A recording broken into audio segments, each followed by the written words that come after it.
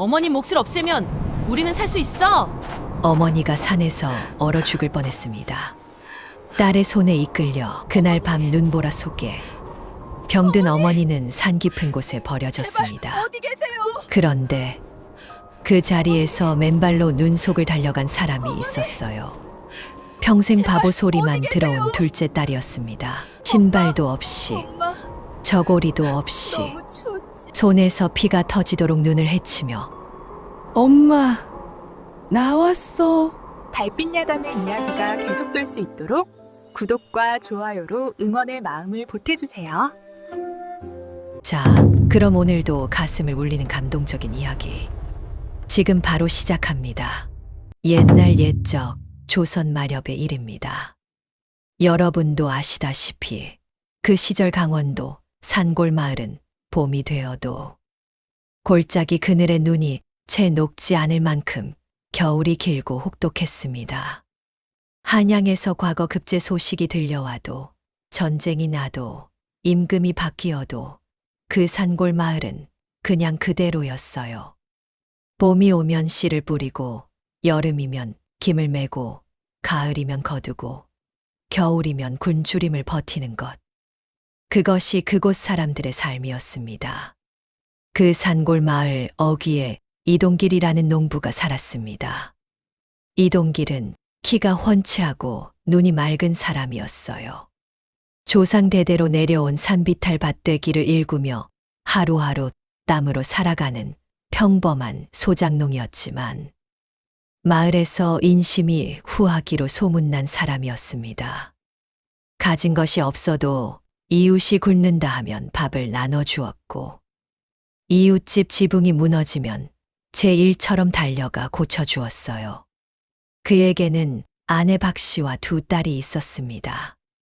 첫째 딸 이름은 설화였어요. 설화는 태어날 때부터 눈빛이 달랐습니다. 갓돌이 지났을 때부터 어른들의 말을 따라하고 3살이 되자 혼자 글자를 짚어가며 읽으려 했어요. 아버지 이동길이 저녁마다 호롱불 아래 글을 가르쳐주면 설화는 한 번 들은 것을 절대 잊지 않았습니다. 동네 서당 훈장이 이동길을 불러 말했을 정도였어요. 자네 딸 설화 말이야. 내 평생 그런 아이는 처음 봤어. 사내로 태어났으면 진작에 과거에 올랐을 거야. 그 말이 마을에 퍼지자 사람들은 설화를 볼 때마다 엄지를 치켜 세웠습니다. 설화 자신도 그 칭찬을 먹고 자랐어요. 어려서부터 자신이 남다른 사람이라는 것을 당연하게 여겼고 그 자신감이 또한 설화를 더욱 총명하게 만들었습니다. 둘째 딸 이름은 복순이었습니다. 복순이는 설화와는 아주 달랐어요. 글을 가르쳐주면 같은 글자를 10번씩 물었고 10번을 가르쳐줘도 다음 날이면 다시 잊어버렸습니다. 셈을 가르쳐주면 손가락을 꼽다가 헷갈려서 틀리기 일쑤였어요. 장터에 심부름을 보내면 거스름 돈을 잘못 받아오거나 사와야 할 것을 잊어버리고 엉뚱한 것을 들고 오곤 했습니다. 마을 사람들은 혀를 찼어요. 어쩜 자매가 저리도 다를까. 첫째는 저리 영특한데 둘째는 좀 모자란 것 아닌가. 이동길이 운이 좋아 하나는 얻었지만 하나는 그냥 데리고 살아야겠어. 그 말이 복순이 귀에도 들렸겠지요. 하지만 이상하게도 복순이는 그런 말에 상처받는 기색이 없었습니다. 언제나 해맑게 웃었어요. 남이 뭐라 해도 신경 쓰는 법이 없었습니다. 복순이는 어머니 박씨 곁에 딱 붙어 사는 아이였어요. 어머니가 밥을 지으면 옆에 쭈그리고 앉아 부채질을 도왔고 장독대를 닦으면 옆에서 작은 손으로 함께 닦았습니다. 이웃집 어르신이 무거운 짐을 들고 걸어가면 얼른 달려가 받아들었어요. 그리고 언제나 환하게 웃으며 돌아왔습니다. 어머니 박씨만이 그런 복순이를 보며 말했어요. 복순이는 마음이 참 곱구나. 마음이 고운 아이가 진짜 복을 받는다. 아버지 이동길도 밭에서 돌아와 두 딸을 볼 때마다 같은 생각을 했습니다. 설화는 저 혼자 무엇이든 해낼 것 같고, 복순이는 그냥 있기만 해도 집 안이 따뜻해지는 것 같다고. 두 딸이 모두 자랑스러웠어요. 샵샵 제두장 아버지의 마지막 홈. 복순이가 15, 설화가 18이 되던 해 봄이었습니다. 그 해 봄은 유난히 일찍 찾아왔어요.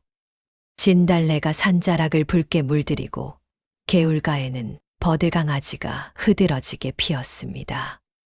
아이들은 논두렁을 뛰어다니고 안악들은 봄나무를 캐러 산에 올랐지요.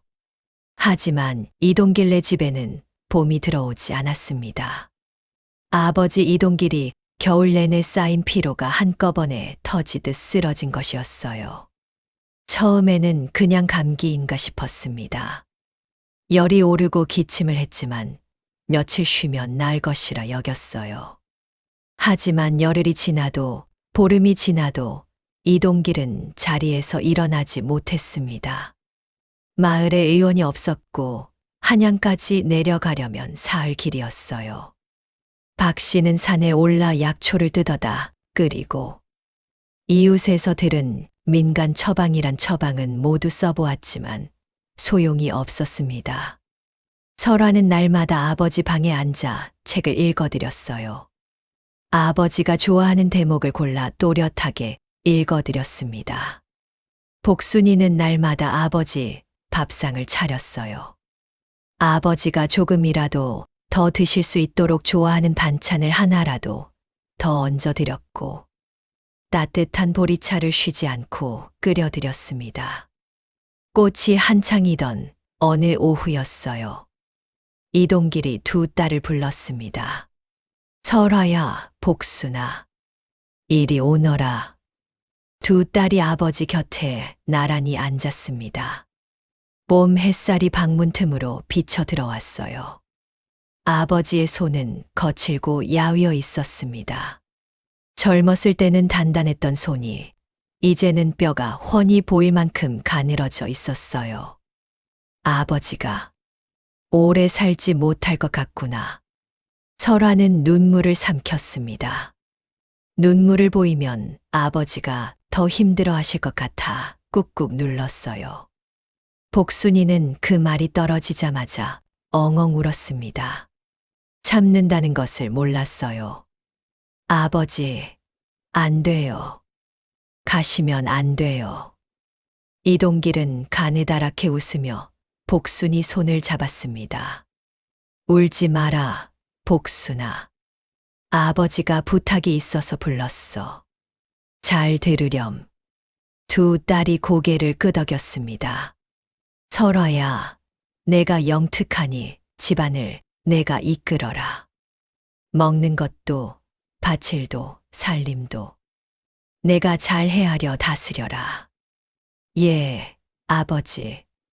설화가 또렷하게 대답했습니다. 복순아, 너는 엄마를 잘 보살펴 드려라. 엄마 곁에 있어라. 그것 하나만 해다오. 예, 아버지 가시면 안 돼요. 아버지가 나으셔야 해요. 이동길은 복순이의 손을 한참 쥐고 있었습니다. 그러다가 낮은 목소리로 말했어요. 복순아, 너는 바보가 아니야. 알지? 복순이가 눈물 속에서 고개를 들었어요. 마을 사람들이 뭐라 해도 아버지는 알아. 내 마음이 얼마나 단단하고 따뜻한지. 그 마음이 진짜 재산이야. 알겠지? 복순이는 말을 못하고 고개만 끄덕였습니다. 그 해 봄이 끝나기 전에 이동길은 조용히 눈을 감았습니다. 두 딸이 양쪽에서 손을 잡은 채로였어요. 샵샵 제세장 달라진 집안. 아버지가 세상을 떠나자 집안이 빠르게 달라졌습니다. 설화가 모든 것을 결정하기 시작했어요. 밥을 얼마나 지을지, 밭에 무엇을 심을지, 장터에 무엇을 팔지, 이웃과 어떻게 거래할지. 설화의 결정은 빠르고 계산이 밝았습니다. 아버지가 하던 밭일도 설화가 도맡아 했어요. 새벽부터 나가 밭을 갈고 돌아와서는 살림을 챙겼습니다. 마을 사람들은 입을 모았어요. 설화가 없었으면 그 집 진즉에 무너졌겠어. 역시 영특한 아이는 달라. 아버지 돌아가시자마자 저렇게 집을 세우다니. 그 말이 설화의 귀에 들어갈수록 설화의 어깨는 점점 더 뻣뻣하게 올라갔습니다. 설화는 자신이 이 집을 살리고 있다는 것을 알았고 그 자부심이 설화를 지탱하는 힘이 되었어요. 한편 어머니 박 씨는 남편을 잃은 슬픔으로 날이 갈수록 몸이 약해졌습니다. 밥맛을 잃었고 기침이 잦아졌어요. 새벽에 일어나 마당을 쓸다가 걸음이 휘청이는 일이 생겼고 점심이 지나면 기운이 빠져 누워 있어야 했습니다. 박 씨 자신도 느꼈겠지요.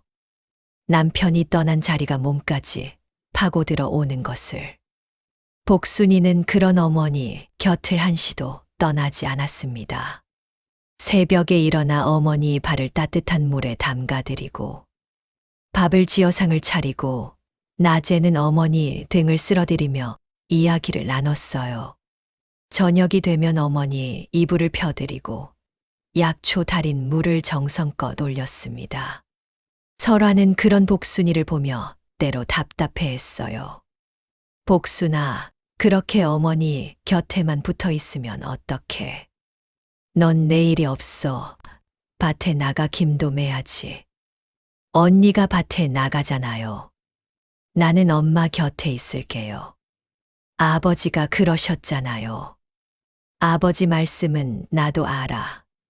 그래도 집안일을 나눠야지. 너도 손발을 움직여야 해. 복순이는 언니 말에 고개를 끄덕였습니다.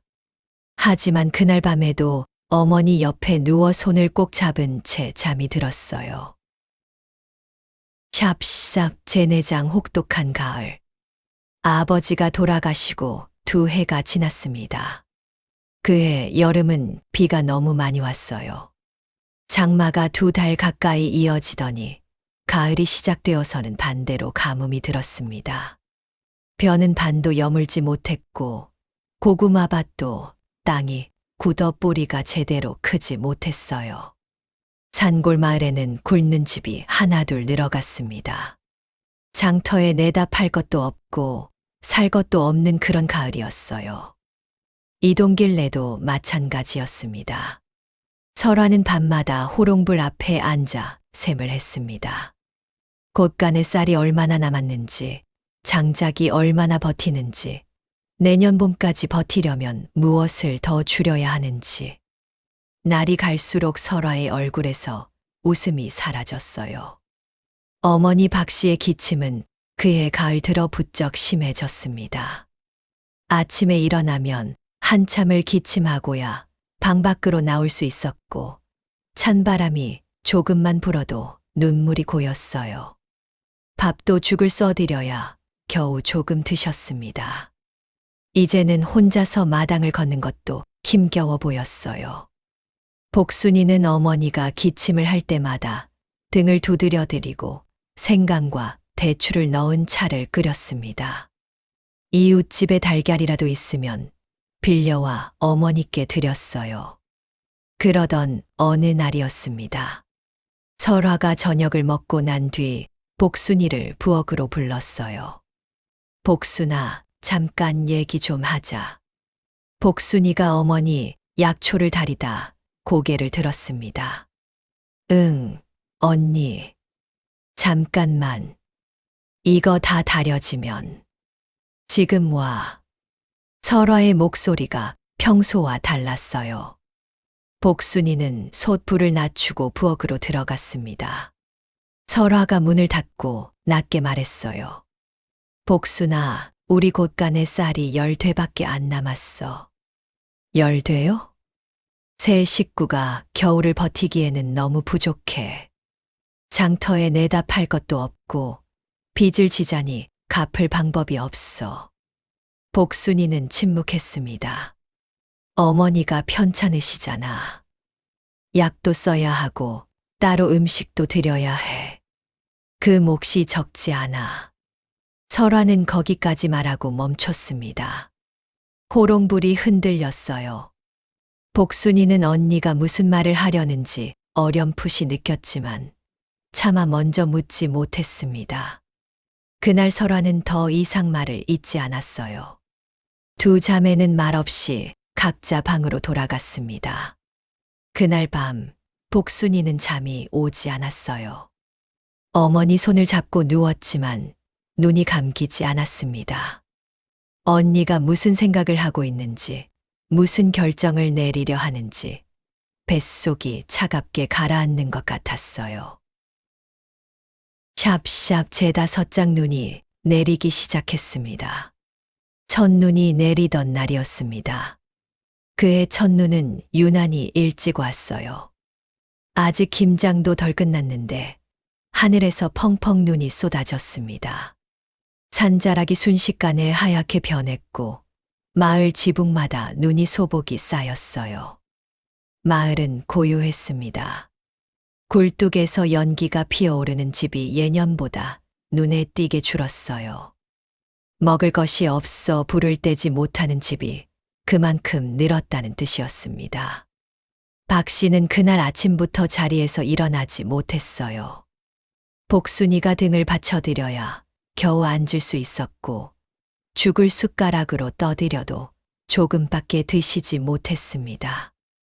눈빛이 흐릿하고 두 볼이 움푹 꺼져 있었어요. 복순아, 괜찮다. 엄마는 괜찮아. 박 씨는 딸을 안심시키려 했습니다.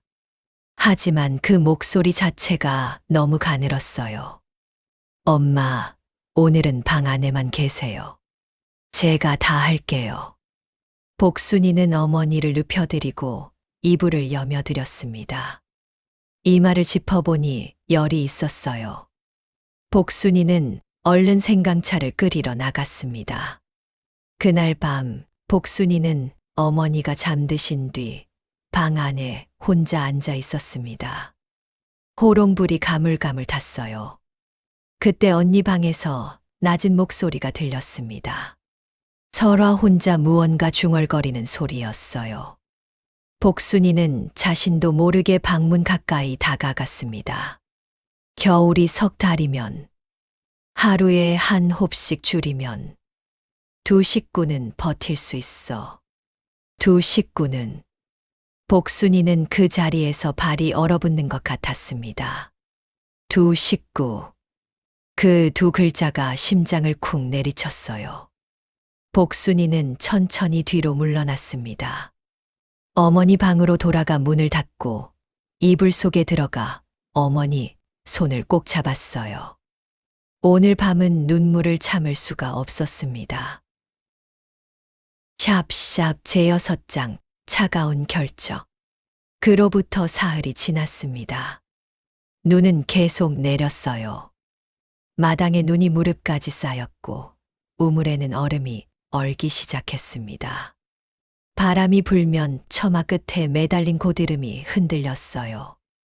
설화가 복순이를 불렀습니다. 복순아, 나랑 얘기하자. 두 자매는 빈 방에 마주 앉았습니다.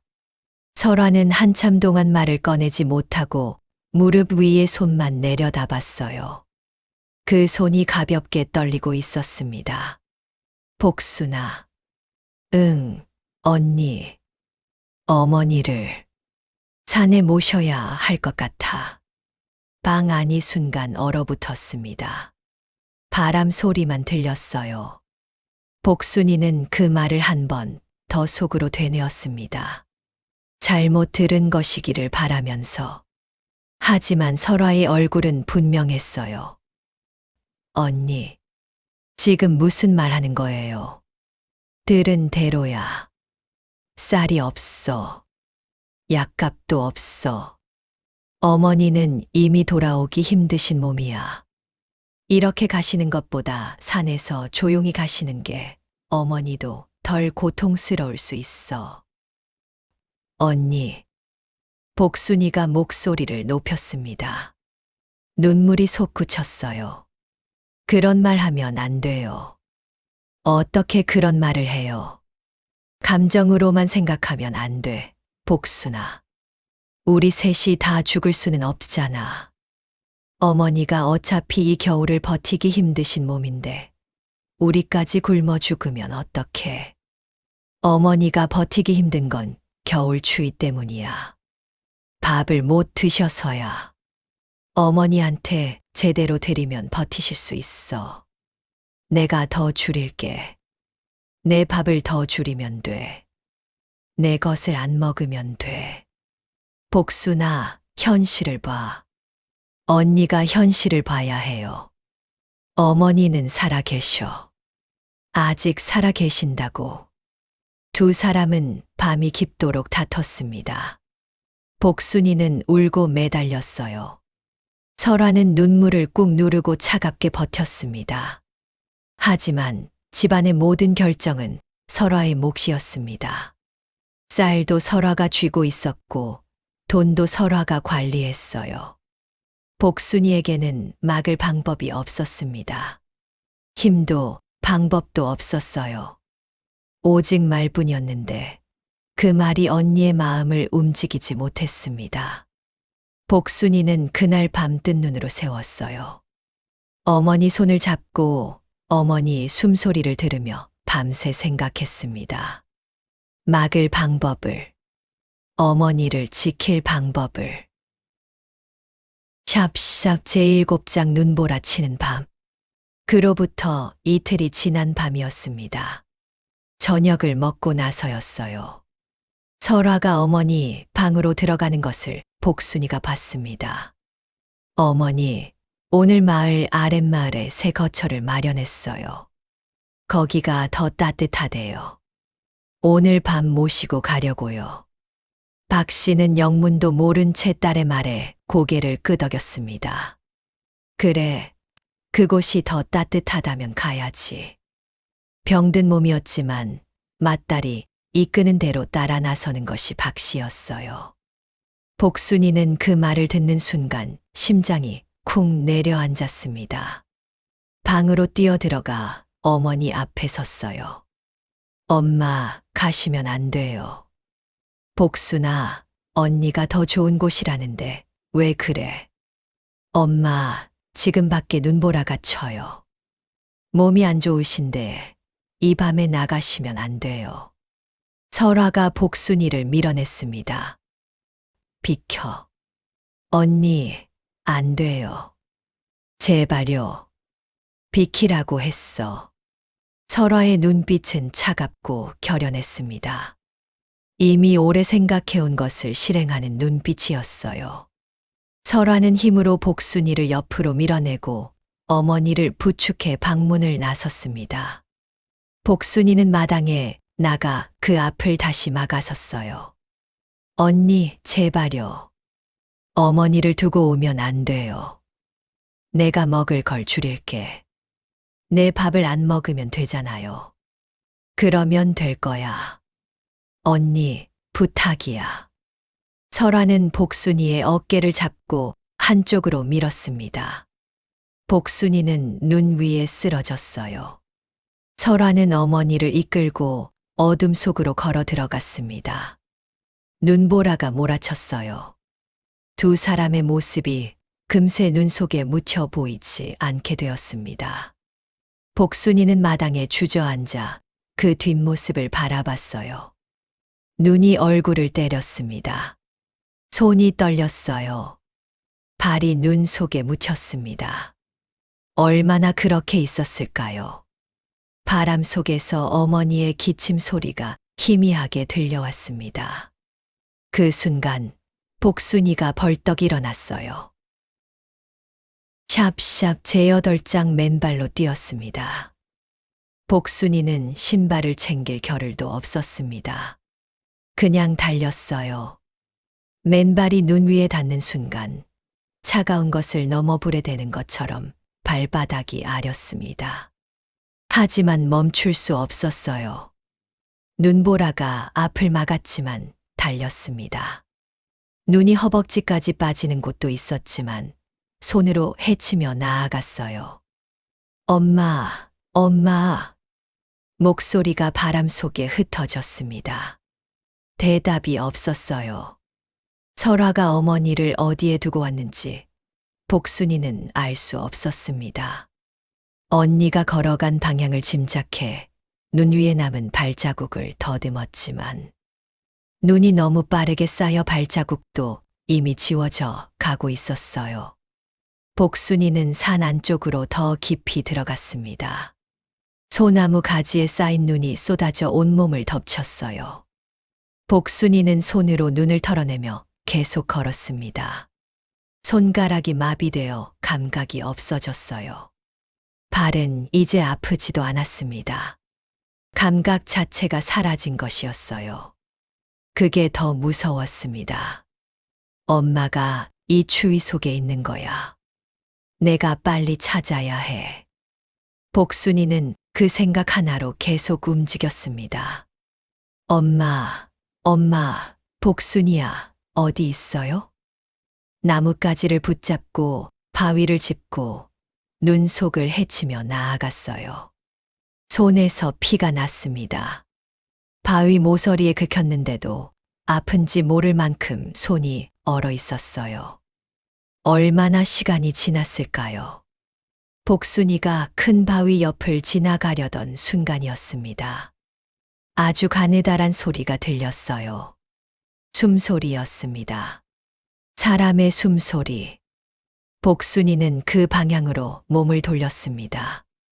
바위 옆 움푹 파인 곳에 눈이 수북이 쌓여 있었어요. 복순이는 그 눈을 두 손으로 미친 듯이 파기 시작했습니다. 엄마, 엄마. 눈 속에 웅크린 어머니가 있었습니다. 눈을 감고 온몸을 잔뜩 웅크린 채. 하지만 가슴이 아주 천천히 희미하게 오르내리고 있었어요. 아직 숨을 쉬고 있었습니다. 샵샵 제아홉장 저고리를 벗었습니다. 엄마. 복순이는 눈 속에 무릎을 꿇고 어머니를 껴안았습니다. 어머니의 몸은 얼음처럼 차가웠어요. 손도 발도 얼굴도 귓불이 시퍼렇게 얼어 있었습니다. 입술은 보랏빛이 돌았어요. 복순이는 자신의 손으로 어머니 얼굴을 비볐습니다. 차가운 손이었지만 그래도 어머니보다는 따뜻했어요. 엄마, 내가 왔어. 복순이 왔어. 그 순간 복순이는 망설이지 않았습니다. 자신의 저고리를 벗었어요. 눈보라가 몰아치는 산속에서 호치마 하나만 걸친 채 저고리를 벗어 어머니에게 덮어드렸습니다. 등에 닿는 바람이 칼날처럼 파고들었어요. 온몸에 소름이 돋았습니다. 이가 딱딱 부딪혔어요. 하지만 복순이는 그 저고리를 어머니 몸 위에 꼭꼭 여며드렸습니다. 엄마, 이거 덮어. 이제 따뜻해. 금방 따뜻해질 거야. 어머니가 눈을 떴습니다. 흐릿하고 혼미한 눈빛이었어요. 초점이 맞지 않았습니다. 하지만 복순이의 얼굴을 알아보았어요. 복순아. 응, 나야. 나 복순이야. 엄마, 나 등에 업혀. 넌 추울 텐데. 안 추워. 하나도 안 추워. 빨리 업혀, 엄마. 거짓말이었습니다. 온몸이 떨렸어요. 등이 얼어붙는 것 같았습니다. 손가락이 구부러지지 않았어요. 하지만 복순이는 이를 악물었습니다. 어머니가 힘겹게 복순이 등 위에 올라탔어요. 어머니의 무게가 어깨를 눌렀습니다. 복순이의 무릎이 흔들렸어요. 눈 속에 발이 깊이 빠졌습니다. 복순이는 첫 발을 내딛었습니다. 한 발, 또 한 발.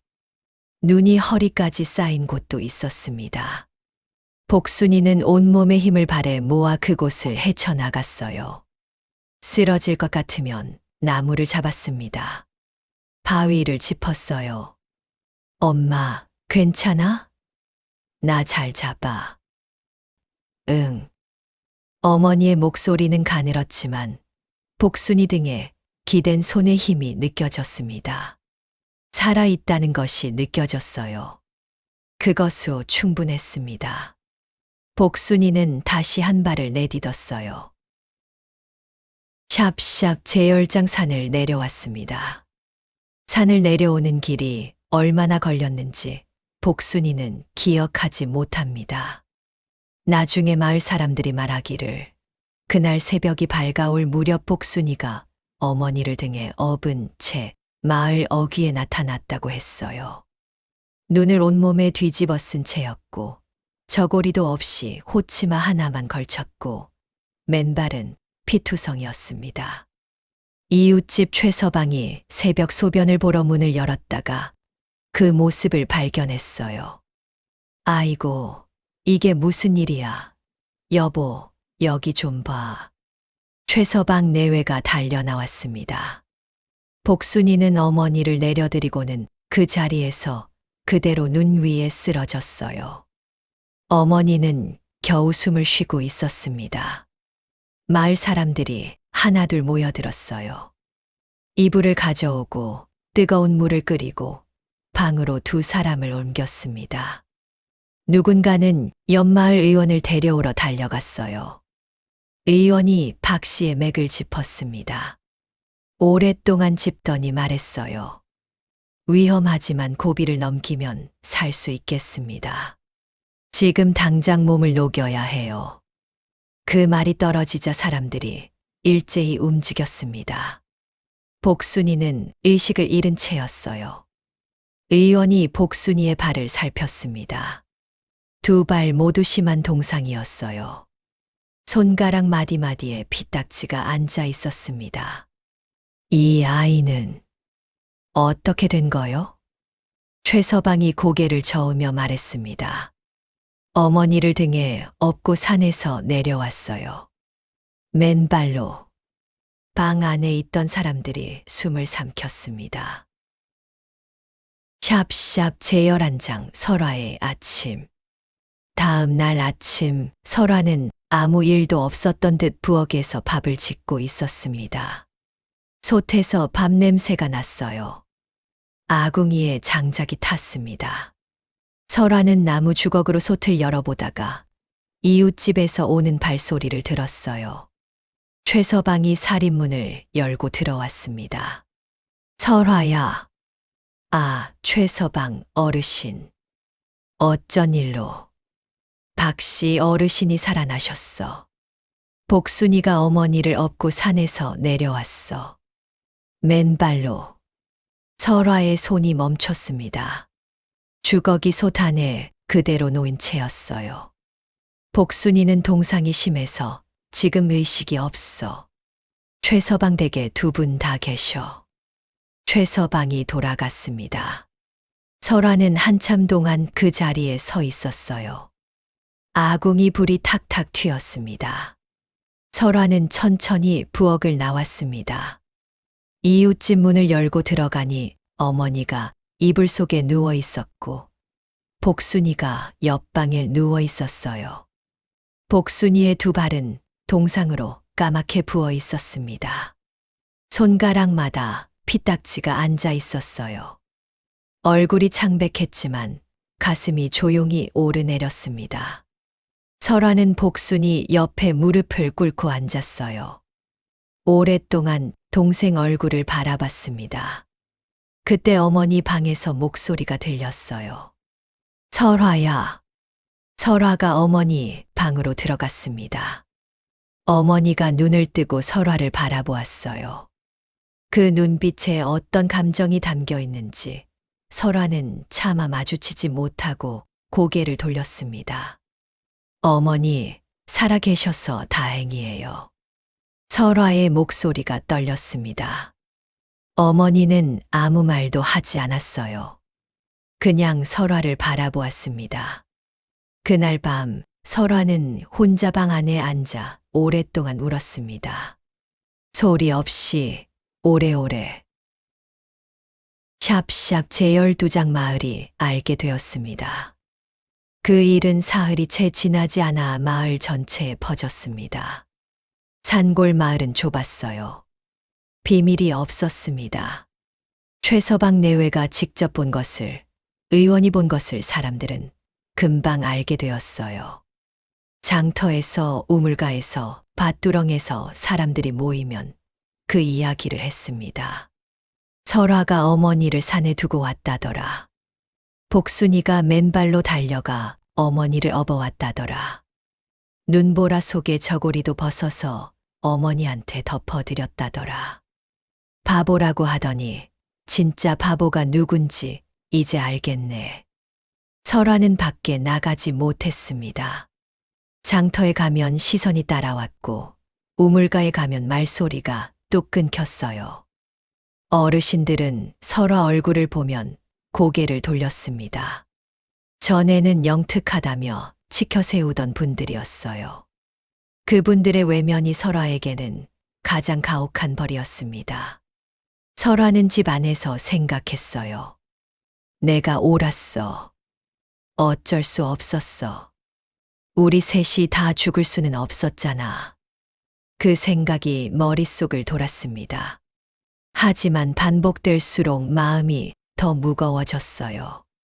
잠이 오지 않았습니다. 밥이 목으로 넘어가지 않았어요. 어느 날 밤 설화는 혼자 어머니 방으로 들어갔습니다.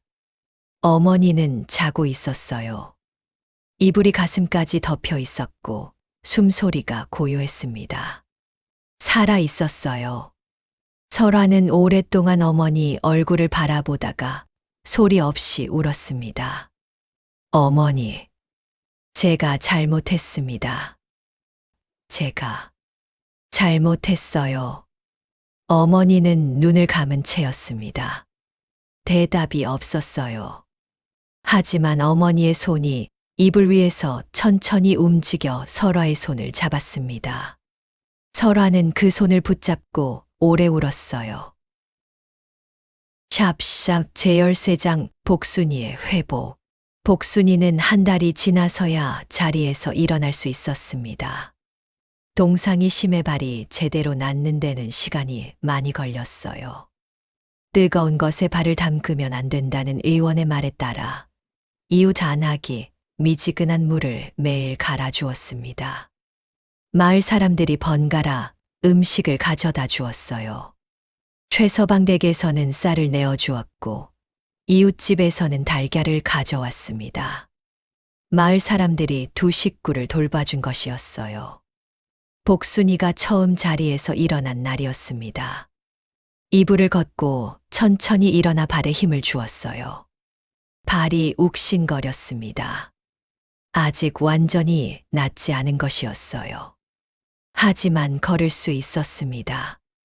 복순이는 가장 먼저 어머니 방으로 갔어요. 엄마, 나 이제 걸어. 박 씨는 복순이를 보자마자 손을 뻗었습니다. 어서 와. 복순이가 어머니 곁에 앉았어요. 어머니가 복순이를 꼭 안았습니다. 말없이 아주 오래. 박 씨의 손이 복순이 등을 토닥였어요. 복순이는 어머니 품에서 자신도 모르게 흐느꼈습니다. 산 위에서 어머니를 찾을 때도, 등에 업고 내려올 때도 꾹꾹 참았던 눈물이 한꺼번에 쏟아졌어요. 엄마, 나 무서웠어. 찾지 못하면 어떡하나 너무너무 무서웠어. 찾았잖아. 내가 찾았잖아. 엄마가 살아계셔서 다행이야. 살아만 있으면 돼. 그것만으로 충분해.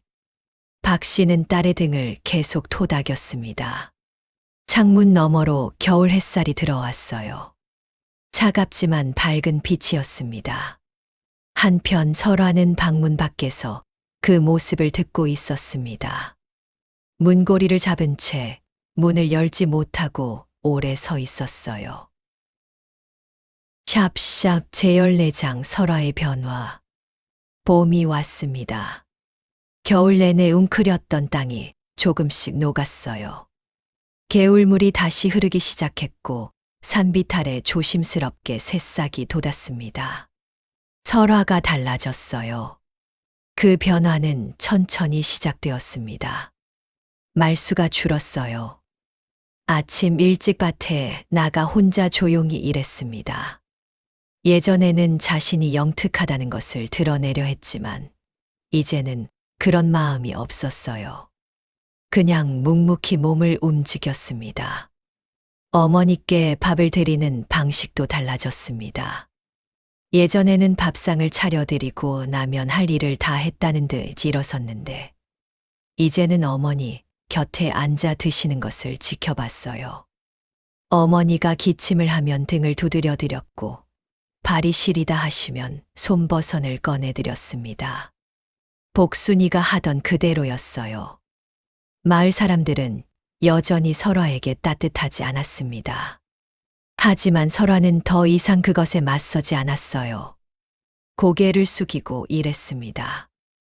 용서는 오래 걸리는 것이라는 것을 설화는 이제 알았어요. 봄이 깊어지던 어느 저녁이었습니다. 설화가 밭에서 돌아오는데 복순이가 마당에서 기다리고 있었어요. 손에 밥그릇이 들려 있었습니다. 언니, 밥 먹어요. 내가 더 지었어. 오늘 나물도 뜯어왔어요. 설화는 그 밥그릇을 받으면서 잠시 멈췄어요. 복순이의 얼굴을 봤습니다. 웃고 있었어요. 그 겨울에 그 일이 있었는데도 복순이는 웃으며 언니에게 밥을 내밀었습니다. 복순아. 응. 미안해. 복순이는 한참 있다가 밥그릇을 설화 손에 더 꼭 쥐어주었습니다. 밥부터 먹어요, 언니. 밥 식어요.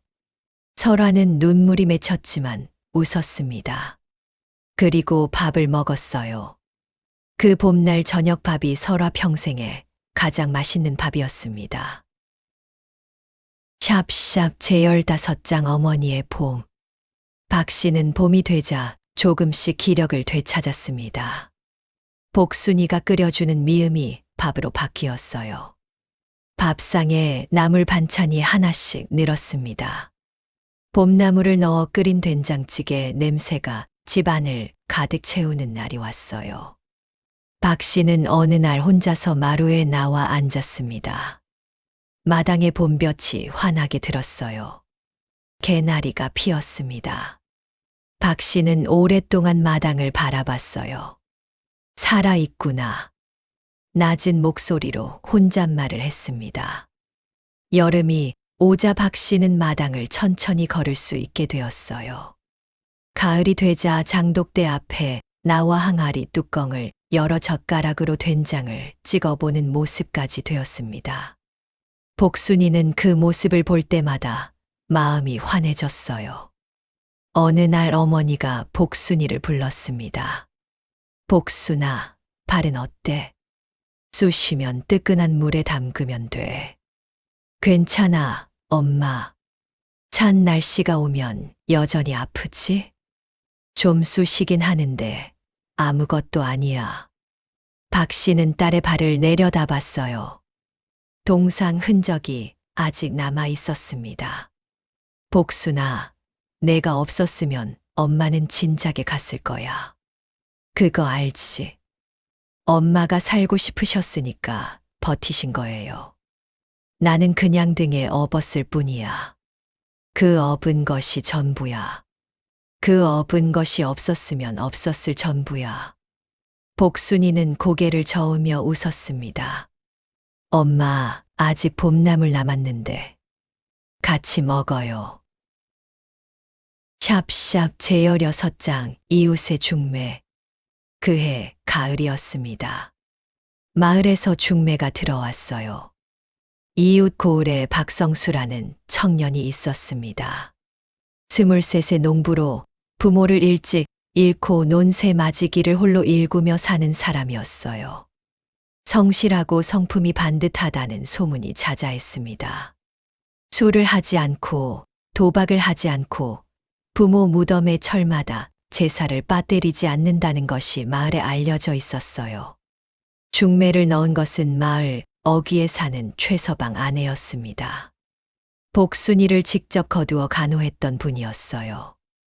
복순아, 그 총각은 사람이 참 반듯해. 논도 있고 소도 한 마리 있어. 무엇보다 마음이 따뜻한 사람이야. 복순이 너한테 딱 맞는 사람이야. 복순이는 수줍게 웃으며 어머니를 쳐다봤습니다. 어머니 생각은요? 좋아 보이는구나. 그런데 결정은 내가 하는 거야. 복순이는 그날 밤 오래 생각했습니다.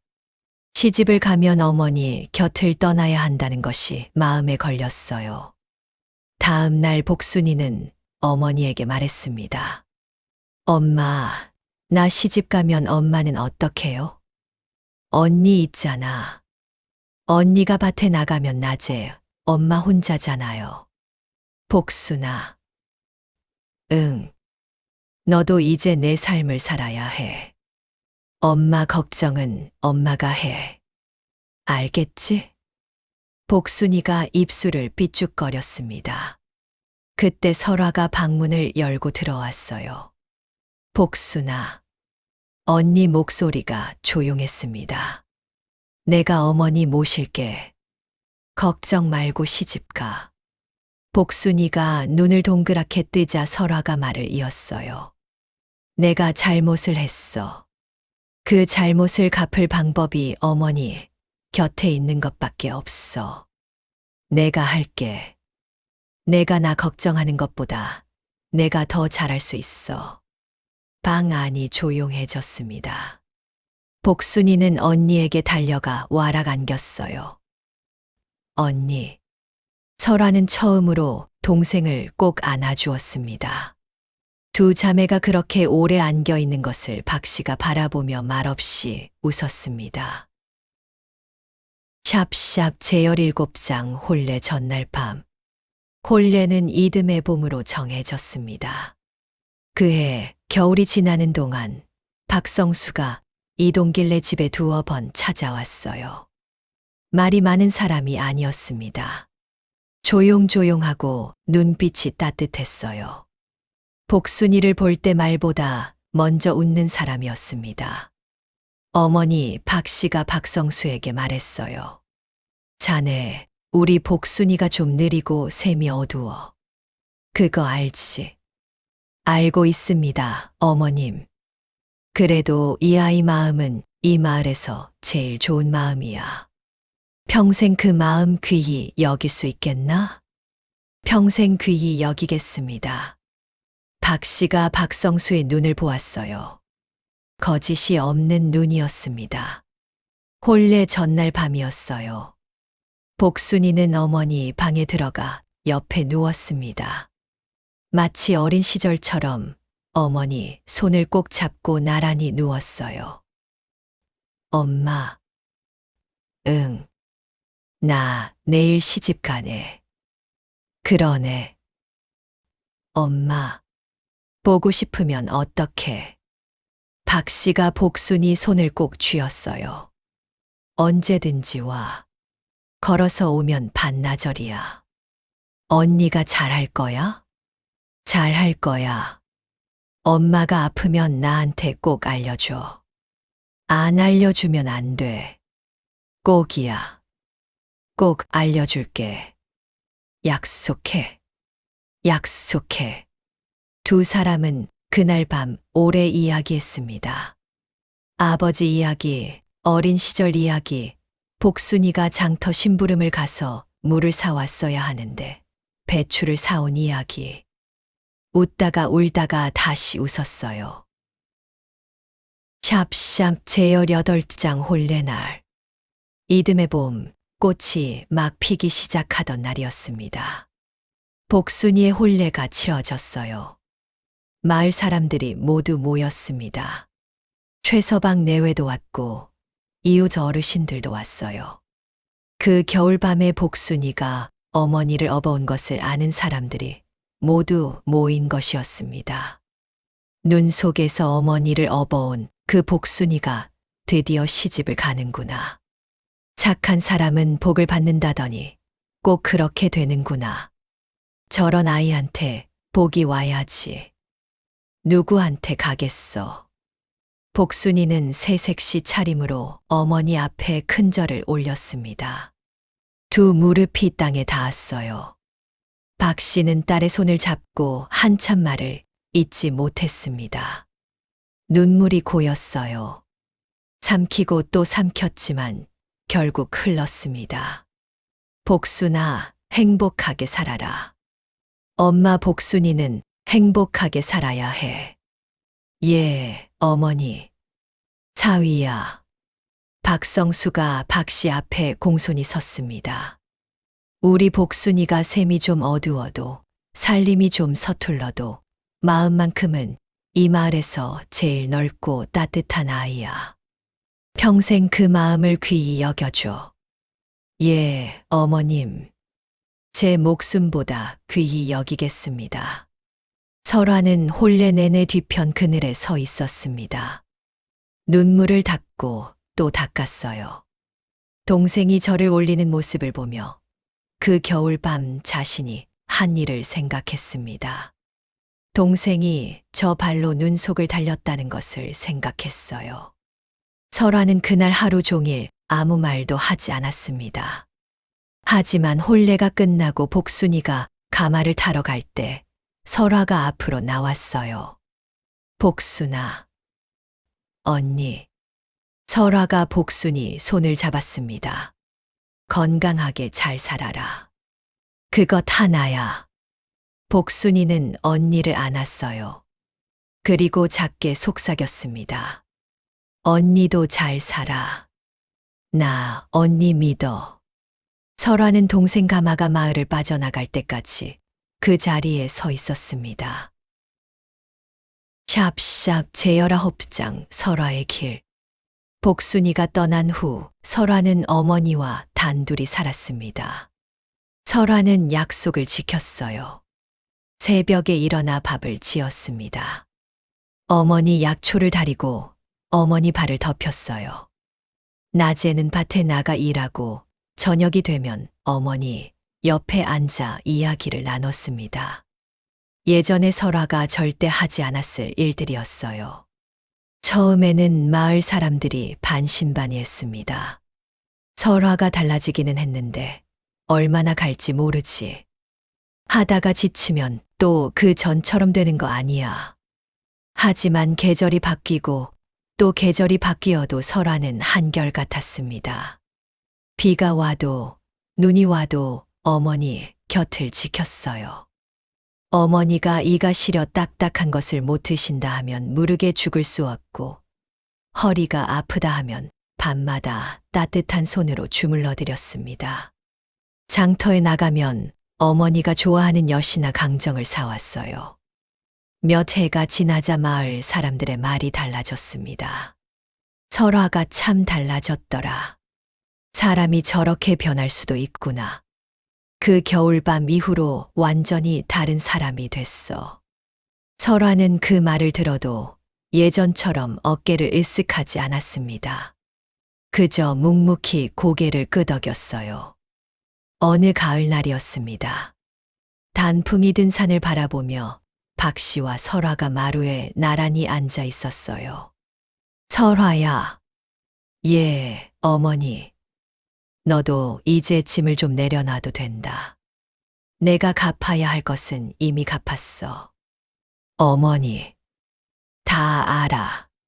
그날 밤 내가 왜 그런 결정을 했는지. 무서웠겠지. 배고팠겠지. 무너지는 것 같았겠지. 설화는 고개를 숙였습니다. 그래도 잘못은 잘못이야. 하지만 그 이후로 내가 어떻게 살았는지도 엄마는 다 봤어. 다 알아. 그래도 내가 곁에 있어줘서 고맙다. 설화는 오랫동안 울었습니다. 그 눈물 속에 그동안 품고 있던 것들이 하나씩 녹아내렸어요. 죄책감도, 두려움도, 자신에 대한 부끄러움도. 박 씨가 설화의 등을 토닥였습니다. 마치 복순이에게 하듯이. 샵샵 제스 무장 눈이 다시 내리는 날. 몇 해가 더 흘렀습니다. 박 씨는 어느 가을에 조용히 눈을 감았습니다. 두 딸이 모두 곁에 있었어요. 복순이는 아이를 안고 달려왔고 설화는 어머니 손을 잡고 마지막까지 곁을 지켰습니다. 박 씨는 두 딸의 손을 한 손씩 잡고 눈을 감았어요. 얼굴이 편안했습니다. 잘 가셨어. 마을 사람들은 그렇게 말했어요. 두 딸에게 사랑받으며 따뜻하게 가셨다고. 그해 겨울 첫눈이 내리던 날이었습니다. 설아와 복순이는 어머니 산소 앞에 나란히 앉았습니다. 눈이 소복이 쌓였어요. 복순이의 아이는 뒤에서 눈을 손으로 꼭꼭 뭉치며 놀고 있었습니다. 복순이가 말했어요. 언니, 그날 밤 기억나요? 설아가 고개를 끄덕였습니다. 잊을 수가 없지. 나는 그날 밤 진짜 무서웠거든요. 엄마를 못 찾으면 어떡하나. 찾아도 이미 늦은 거면 어떡하나. 손발 감각이 없어지는데 내가 쓰러지면 어떡하나. 그래도 달려갔잖아. 복순이가 잠시 생각하다가 말했어요. 그냥 달렸어요. 생각보다 몸이 먼저 달렸어요. 엄마가 거기 있으니까. 그냥 가야 했어요. 설아는 동생의 말을 듣고 한참 있었습니다. 복순아. 응. 그날 밤 내가 틀렸어. 내가 똑똑하다고 생각했는데 가장 중요한 걸 놓쳤어. 사람을 두고 하는 셈은 맞는 셈이 아닌 거야. 나는 그걸 너한테 배웠어. 복순이가 언니를 바라봤습니다. 언니. 응. 언니도 잘 살았어요. 그거 알아? 설화가 눈을 들었어요. 엄마 마지막까지 곁에 있었잖아요. 그게 다야. 나는 진작에 시집가서 반나절 길이나 떨어져 있었는데 언니는 그 자리 지킨 거잖아요. 그게 쉬운 게 아니야. 설화는 한참 동안 아무 말도 하지 못했습니다.